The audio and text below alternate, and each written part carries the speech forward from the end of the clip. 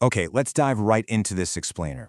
Today we're unpacking a really fascinating question about child development, focusing on one of the most compelling cognitive explanations for how we become who we are, Martin and Halvorson's gender schema theory. If you've ever spent any time around toddlers, you know their understanding of the world changes incredibly fast, but when it comes to gender, well, things get particularly interesting. I mean, have you ever noticed that? Why do kids suddenly care so intensely about what is supposedly a boy toy or a girl toy? To answer this, we kind of have to fundamentally shift how we view children. According to this theory, we can't just look at a kid as a passive little sponge soaking up society's rules. Instead, we need to view the child as an active, cognitive detective, just constantly searching their environment for clues to make sense of the world. So here is our agenda for this explainer. 1. The active detective. 2. Building the schema. 3. GST versus Kohlberg.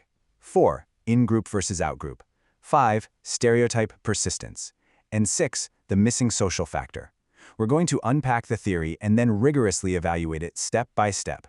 Section 1. The active gender detective, searching for clues. Introduced way back in 1981, Martin and Halvorson's theory belongs to the cognitive developmental approach. Basically, this suggests that a child's understanding of gender changes as they age, and crucially, that children actively structure their own learning about it. They aren't just sitting around waiting to be told how to act. They're out there trying to figure the rules out for themselves. And they do this by building schemas. So what is a gender schema? It's defined as a mental construct that develops via experience and is used to organize our knowledge in relation to gender. Think of it like they are actively investigating the world, picking up clues, and placing them into these little mental filing cabinets. These folders contain literally everything they know about gender and gender stereotype behavior. Moving to Section 2, Building the Gender Schema, Identity First. Now, what's absolutely crucial here is exactly when this detective work actually begins. The search for gender information doesn't just start at birth. It kicks off right after a child establishes their basic gender identity, which usually happens around age 2 or 3. As soon as that identity is locked in, bam, their new schema immediately starts directing their behavior. They use this very straightforward active logic.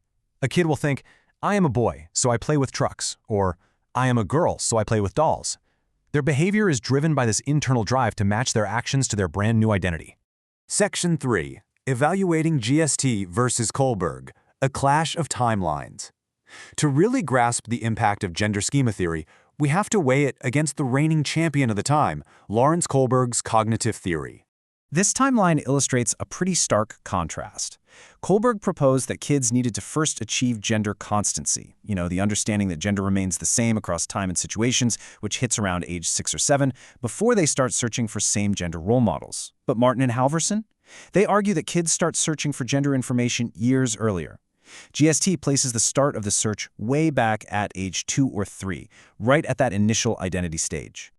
And this clash reveals a major strength of GST. Kohlberg argued for age 6, but GST drops this all the way down to age 2. This perfectly explains a reality that Kohlberg kind of missed. Kids simply do not wait to fully understand that gender is permanent before they start learning and acting out stereotypes. Because of this, GST provides a much stronger explanation for why we see toddlers showing highly stereotypical behaviors so incredibly early in life. Section 4. In-group versus out-group bias, sorting the world. So how on earth do these tiny detectives process the overwhelming amount of gender information thrown at them every day? Well, they act like a massive cognitive filter. Kids eagerly absorb information that matches their own gender group. They're in-group. They pay far more attention to it, they understand it better, and identifying with it actually boosts their self-esteem, mostly because we all have a natural tendency to judge our own group positively. But on the flip side, the out-group schema, the opposite gender, is virtually ignored. It's almost entirely filtered out of their awareness until they reach about 8 years of age, when they finally start to develop elaborate schemas for both genders. Section 5. Explaining stereotype persistence. Why are they so rigid? If you've ever tried to give a highly gender-typed kid a toy meant for the other gender, you know exactly what I mean. Why are these childhood stereotypes so incredibly stubborn? This theory has immense explanatory power when it comes to that rigidity. Research shows that by age 6, children have highly fixed ideas about gender-appropriate behavior. GST explains this through that powerful in-group bias we just talked about. Children literally ignore or even completely misunderstand information that conflicts with their schema. If they see something that doesn't fit the rules, their brain just rejects it. This is why a kid raised in a perfectly gender-neutral home might still rigidly demand traditional gendered toys. Their internal detective work completely overrides their external environment. There's a really great quote from the source material I want to highlight here. By 6 years of age, Martin and Halverson suggest children have acquired a rather fixed and stereotypical idea about what is appropriate for their gender. This developmental milestone is where the cognitive detective's case file on their own gender is pretty much locked shut. The rules are written, and believe me, they're strictly enforced. Which brings us to Section 6, the missing social factor, a cognitive blind spot. So, is this theory entirely flawless? Well, no. It definitely has what we might call a cognitive blind spot. We have to ask ourselves, does this cognitive detective work completely alone? Is it really all just internal mental structuring? Gender schema theory focuses so intensely on how the child actively organizes information inside their own head. But isn't the outside world playing a heavier hand than this theory admits? A major limitation of GST is that it largely ignores the role of social reinforcement. Social learning theory reminds us that kids don't just act in a vacuum, right? They are actively praised for conforming to gender roles and often punished or mocked for defying them. By focusing so heavily on internal thoughts, GST misses those powerful external environmental pressures. It gives us an incomplete picture by really underestimating the power of nurture and societal reinforcement in shaping how we behave. Ultimately, it comes down to a balance. On one side, you've got the internal cognition of GST, the active learning, the schemas, the self-directed rules of our little detective.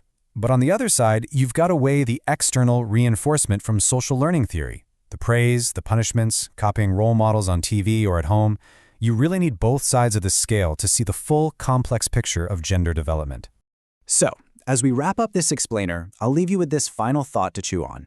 Is our gender identity truly driven by our own internal cognitive detective work, carefully sorting clues into folders in our minds? Or is the external world pulling the strings much harder than we realize? Understanding theories like Martin and Halverson's gives us an incredible lens to view child development, but the mystery is far from solved. Thanks for joining me on this deep dive, and I hope this helps you conceptualize the incredible cognitive leaps happening in the minds of kids every single day.